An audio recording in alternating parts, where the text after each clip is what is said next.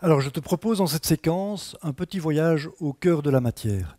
Et pour ça, je vais choisir un objet, un crayon par exemple, comme celui-ci, et je propose d'aller analyser ici ce qui constitue la mine de ce crayon. Alors pour ça, je vais prendre une loupe un peu spéciale parce qu'elle a un grossissement de 10 millions de fois. Alors une loupe comme ça, ça n'existe pas, mais on va supposer qu'elle existe.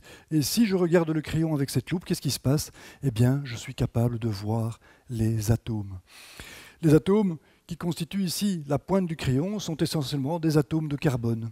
Alors si je grossis encore un atome ici une dizaine de fois, qu'est-ce que je vois? Je vois une grosse boule qui a malgré tout une certaine structure, parce que tu ne vois peut-être pas bien ici, mais en fait, il y a une petite tête d'épingle ici au milieu de cette grosse boule qu'on appelle en fait le noyau de cet atome. Alors je vais m'intéresser ici au noyau de cet atome en reprenant la loupe, mais cette fois-ci, elle va grossir encore beaucoup plus fort. Elle va grossir 10 000 milliards de fois. Alors si je fais ça, je vais voir les constituants du noyau de l'atome. Et quand je fais ça, qu'est-ce que je vois? Je vois d'autres petites boules apparaître. C'est ce qu'on appelle donc les protons et les neutrons. Alors, à côté du noyau, donc ce qui constitue ici l'extérieur de l'atome, on va trouver ce qu'on appelle le nuage électronique constitué de petites particules qu'on appelle donc des électrons.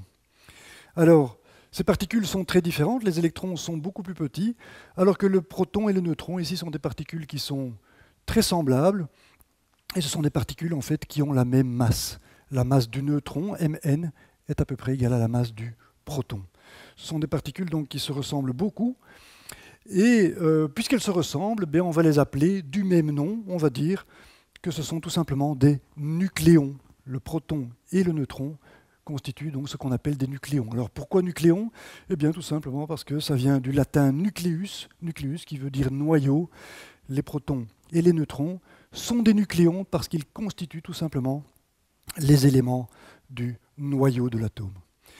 Alors voilà, la masse du proton et la masse du neutron, c'est ce qu'on va donc appeler la masse du nucléon.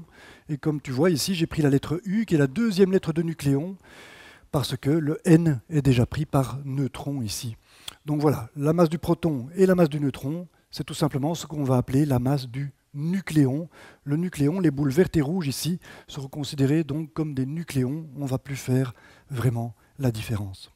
Alors, voilà, maintenant si je considère la masse des électrons, cette masse est beaucoup plus petite, elle est 2000 fois plus petite que la masse d'un nucléon, et comme les électrons ne sont pas plus nombreux, au contraire, ils sont typiquement 2 fois moins nombreux que les nucléons, ça veut dire que le nuage électronique ici pèse typiquement 4000 fois moins que le noyau. Et donc, du point de vue de la masse, le nuage électronique ici peut être complètement négligé. Ce qui compte dans la masse d'un atome, c'est la masse du petit paquet de nucléons qu'on a au centre de l'atome et qui constitue donc le noyau. Et donc c'est ce qu'on va dire ici. La masse d'un atome, c'est essentiellement la masse du noyau de l'atome, et la masse du noyau, c'est forcément la masse du nucléon fois le nombre de nucléons qu'on a dans l'atome.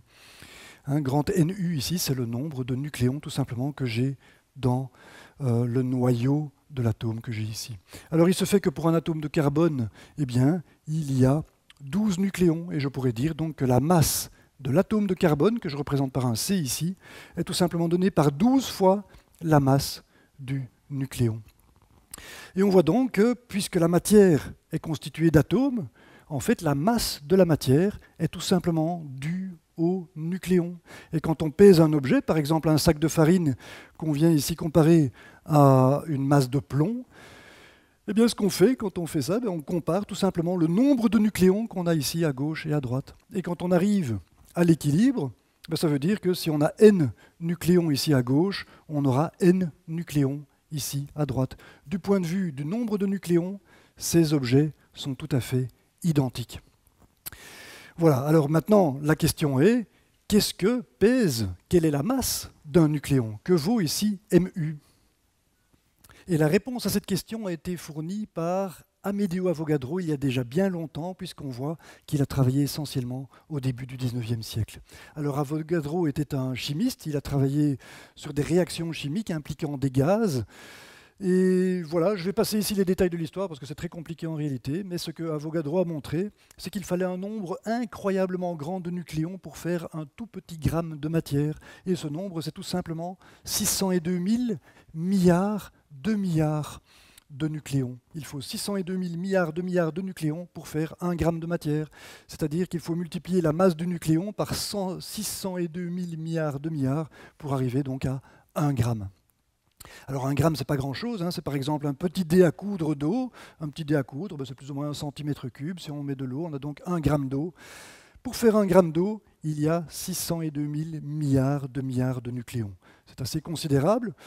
Pour se rendre compte de ce que c'est que ce nombre, je vais plutôt ici choisir de le représenter en termes de nombre de pois chiches. Je vais faire ici la représentation de 602 000 milliards de pois chiches. Alors le pois chiche, c'est pratique, hein, ça a plus ou moins 1 centimètre de taille, on peut bien voir ce que c'est. Et imagine-toi maintenant qu'on fasse un grand cube de pois chiches. Un cube de pois chiches qui contient 602 000 milliards de pois chiches. Alors ce cube, si tu te mets devant ce cube, tu te retrouveras devant une grande paroi de pois chiches, hein, comme celle-ci. Mais elle serait tellement grande qu'en fait tu n'en verrais pas le bout, hein, tout simplement parce qu'elle aurait 850 km de large et 850 km de haut. Hein, ça veut dire que si tu arrivais à faire un tel cube de pois chiches, il recouvrirait en fait la quasi-totalité de la surface de la France. L'atmosphère, en fait, ici serait toute petite. Hein. L'atmosphère, c'est plus ou moins 100 km de haut. Ça veut dire qu'ici, on est déjà depuis longtemps dans l'espace et que ça poserait beaucoup de problèmes si un tel cube existait, avec les satellites notamment. Okay, donc ceci donne une idée de l'énormité de ce nombre. 602 000 milliards de pois chiches, c'est ce cube déposé sur la France. Alors, l'idée maintenant, plutôt que de répéter tout le temps 602 000 milliards, c'est de trouver un petit mot, hein, pour désigner un tel nombre. Alors, s'il y en avait 10 de pois chiches ici dans ce cube, on pourrait dire que c'est un cube de 10 pois chiches. S'il y en avait 100, on dirait que c'est une centaine de pois chiches.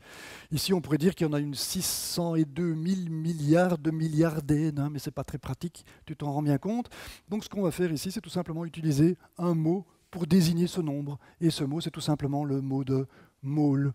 On dit que ceci est une mole de pois chiches. Alors, plus sérieusement, donc, une mole, c'est tout simplement la quantité qu'il faut de nucléons pour faire 1 gramme. 1 gramme est donné tout simplement par une mole de nucléons. Dans 1 gramme de matière, comme ce petit dé à coudre d'eau ici, il y a tout simplement une mole de nucléons. Voilà, donc maintenant qu'on a vu ce que c'est qu'une mole, on peut revenir à Avogadro. Le nombre ici qui définit en fait la mole, c'est ce qu'on appelle le nombre d'Avogadro. Alors bien souvent on ne l'écrit pas de cette manière-là parce qu'il y a un petit peu trop de zéros. Hein. Si on compte le nombre de chiffres qu'il y a après le 6 ici, c'est tout simplement 23, c'est-à-dire que ce nombre peut être écrit comme 6,02 fois 10 exposant 23, c'est-à-dire 10 multiplié 23 fois par lui-même, hein, ce qui explique bien sûr le nombre incroyable de zéros qu'on a ici. Alors ce nombre, comme je le disais, c'est le nombre d'Avogadro. On va le noter Na. Et cette notation est bien pratique, hein, parce que ça va me permettre d'éliminer ce grand nombre ici. Je vais tout simplement dire que Na fois la masse du nucléon, c'est 1 gramme. Voilà, ceci, c'est bien ce qui définit la mole. Une mole de nucléon, c'est 1 gramme. Na nucléon pèse 1 gramme, tout comme une mole de nucléon pèse 1 gramme. Ceci doit être très clair, hein, c'est la définition de la mole. Alors, c'est vrai pour toute matière, comme je l'ai déjà dit tout à l'heure, c'est le nucléon qui détermine la masse de la matière. Donc si je prends 1 gramme de matière, que ce soit de l'eau ou un pois chiche, ce sera toujours le même nombre de nucléons. Une mole de nucléon pèse 1 gramme, quel que soit l'objet dans lequel se trouvent ces nucléons. Alors la question que je peux me poser maintenant, c'est que pèse une mole d'atomes, par exemple d'atomes de carbone, comme je le considérais dans la mine du crayon tout à l'heure. Voilà, la réponse est très facile en fait, puisque la masse du carbone, c'est 12 fois la masse du nucléon. Et ça veut dire que si une mole de nucléon pèse 1 gramme, une mole de carbone, ça va peser 12 grammes. C'est très simple. Mathématiquement, il me suffit de multiplier la relation ici à gauche et à droite par 12. Et dans le 12 fois mu ici, je trouve la masse du carbone. Et je peux donc dire qu'un nombre d'Avogadro fois la masse du carbone, c'est tout simplement 12 grammes. C'est ce que j'écris ici. Autrement dit, une mole de carbone pèse 12 grammes, comme c'est mis là. Voilà, et ceci, je peux le généraliser à tout atome. Hein. Je peux prendre par exemple l'atome d'oxygène. Dans l'atome d'oxygène, il y a un petit peu plus de nucléons. On peut montrer qu'il y en a 16, 8 protons, 8 neutrons. Et puisqu'il y en a 16, un atome d'oxygène va peser 16 fois la masse du nucléon. Et donc, c'est très simple, un nombre d'Avogadro d'atomes d'oxygène va tout simplement peser 16 grammes, ce qui revient à dire qu'une mole d'oxygène pèse 16 grammes. C'est tout simple, puisque l'atome d'oxygène pèse 16 fois plus que le nucléon. Les choses sont extrêmement simples. Je peux comme ça même passer aux molécules maintenant. Par exemple, prenons la molécule de dioxygène, hein, c'est la forme d'oxygène qu'on respire dans l'atmosphère. C'est donc deux atomes d'oxygène liés l'un à l'autre. Et comme j'ai deux atomes d'oxygène, ça fait 16 nucléons, plus 16 nucléons, ça m'en fait 32 au total. Et on voit donc, en multipliant par 32 ici de chaque côté, que une mole d'oxygène, de dioxygène, pèse 32 grammes. Une mole de dioxygène pèse 32 grammes. Et je peux comme ça passer aux molécules qui contiennent des atomes de nature différente. Par exemple, la molécule d'eau. On peut montrer qu'une molécule d'eau, c'est en fait un atome d'oxygène lié à deux atomes d'hydrogène. C'est pourquoi il y a H2 ici, 2 pour deux atomes d'hydrogène.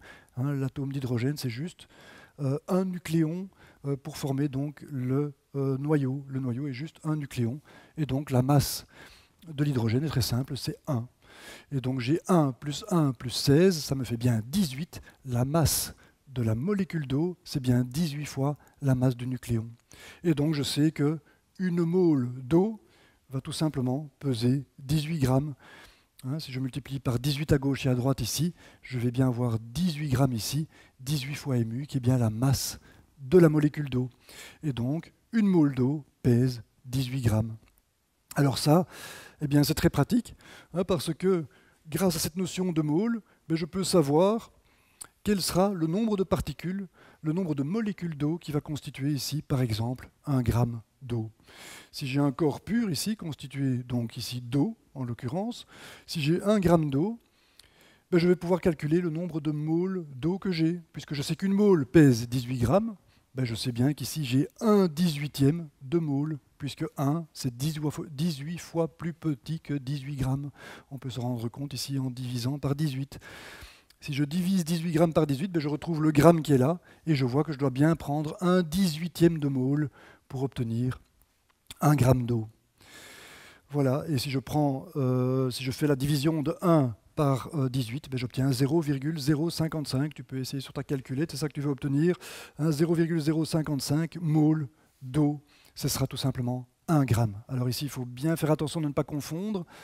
1 gramme d'eau ou de n'importe quelle matière, c'est bien une mole de nucléon.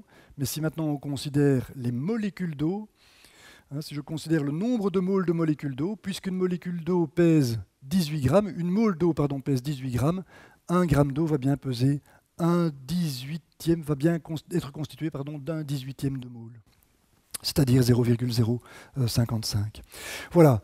Et donc on voit que cette notion de mole est extrêmement précieuse pour les chimistes pour connaître les quantités de matière qu'ils mettent en réaction dans leurs expériences, puisqu'on voit qu'il suffit de peser la matière pour en avoir la masse, et une fois qu'on a la masse de la matière, on a le nombre de moles. Hein, par exemple ici, si je prends une balance et que je pèse 1 gramme d'eau, eh bien je sais que dans ce gramme d'eau, j'ai 0,055 moles d'eau.